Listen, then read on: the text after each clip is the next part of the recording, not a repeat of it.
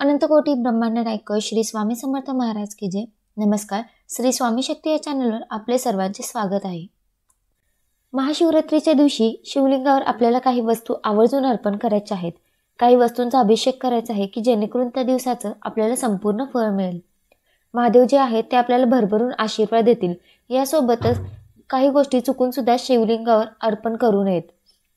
तर ते तुम्हाला माहिती असणे आवश्यक आहे. कारण कुठलंही आपण व्रत करतो, उपवास करतो, तर ते संपूर्ण नियमानेच झालं पाहिजे. कारण एवढं व्रत करून एवढ्या सगळ्या गोष्टी आपण पाळून ते व्रत करणार आहे आणि त्यामध्ये जर काही चूक झाली तर त्या व्रताचं काहीच आपल्याला फळ मिळत नाही. त्याचा अर्थ शून्य ठरतो. म्हणून चुकून सुद्धा काही वस्तू अर्पण करू नका.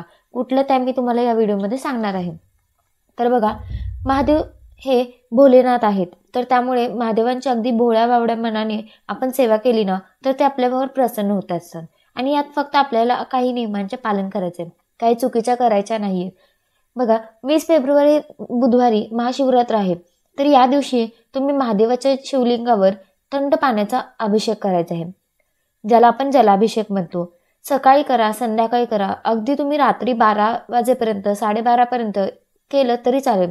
पण महादेवाच्या शिवलिंगावर कमीत कमी थंड पाण्याचा अभिषेक करायचा आहे. यानंतर रुद्राभिषेक, तुमच्याकडे रुद्रयंत्र असेल किंवा शिवलिंग असेल तर त्यावर तुम्ही रुद्राभिषेक करायचा आहे. मी तुम्हाला सेवा पण सांगितली होती की या दिवशी तुम्ही शिवलीला अमृताचा अध्याय वाचन करू शकता.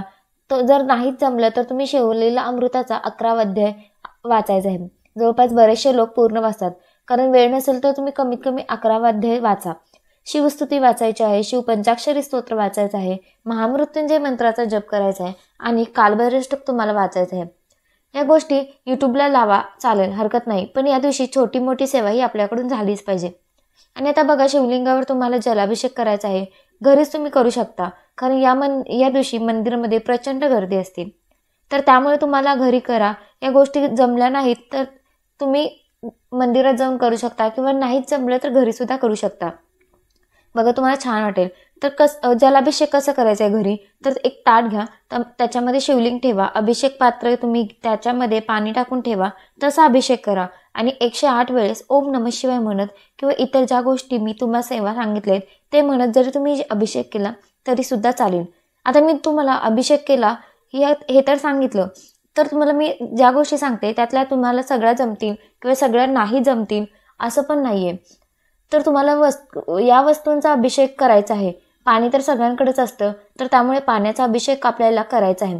दुसरी गोष्ट, शिवलिंगाला तुम्हाला भस्म अर्पण करायचं आहे. भस्म महादेवांना अतिशय प्रिय आहे. महादेवांच्या शिवलिंगाला या दिवशी आपल्याला भस्म अर्पण करायचं आहे. त्यानंतर तुम्ही पिवळे चंदन जे आहे तर ते सुद्धा तुम्हाला या दिवशी अर्पण करायचं आहे. पण या दिवशी चुकूनही शिवलिंगाला तुळशीपत्र अर्पण करायचं नाही आहे.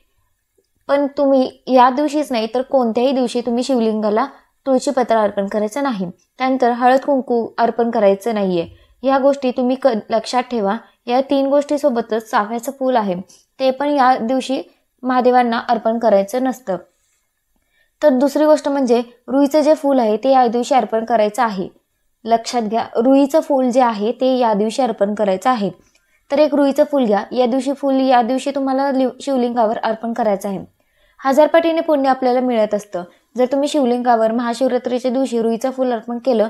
यानंतर दुसरी गोष्ट, गाईचं कच्चं दूध म्हणजे न तापवलेलं थंड दूध घ्या, शिवलिंगावर अर्पण करायचं आहे.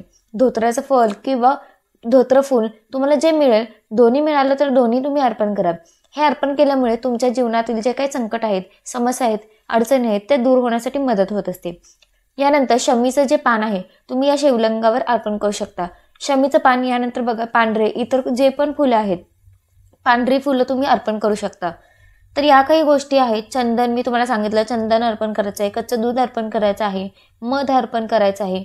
यानंतर उसाचा रस जो आहे तो सुद्धा या दिवशी शिवलिंगावर अर्पण करू शकता. तर या काही गोष्टी आहेत या दिवशी आपल्याला शिवलिंगावर अर्पण करायचे आहे. अतिशय या महत्त्वाच्या गोष्टी आहेत आणि शिवलिंगावर अर्पण केल्यामुळे महादेवांचा भरभरून आशीर्वाद आपल्याला मिळतो. या दिवसाचं संपूर्ण फळ तुम्हाला मिळते. तुम्ही भले उपवास करत नसाल, बाकी इतर काही गोष्टी करत नाही, पण शिवलिंगावर तुम्हाला या वस्तू अर्पण करायच्या आहेत. जवळपास मंदिर असेल तिथे किंवा तुम्ही घरी शिवलिंग आहे तिथे सुद्धा अर्पण करू शकता. तर बघा, हे महादेवाच्या शिवलिंगावर कुठल्याही गोष्टी अर्पण करायच्या हे अत्यंत महत्त्वाची माहिती मला तुमच्यापर्यंत पोहोचवायची होती, ती मी तुम्हाला दिली आहे. तर तुम्ही नक्कीच ही गोष्टी अर्पण करा, महादेवांची सेवा करा.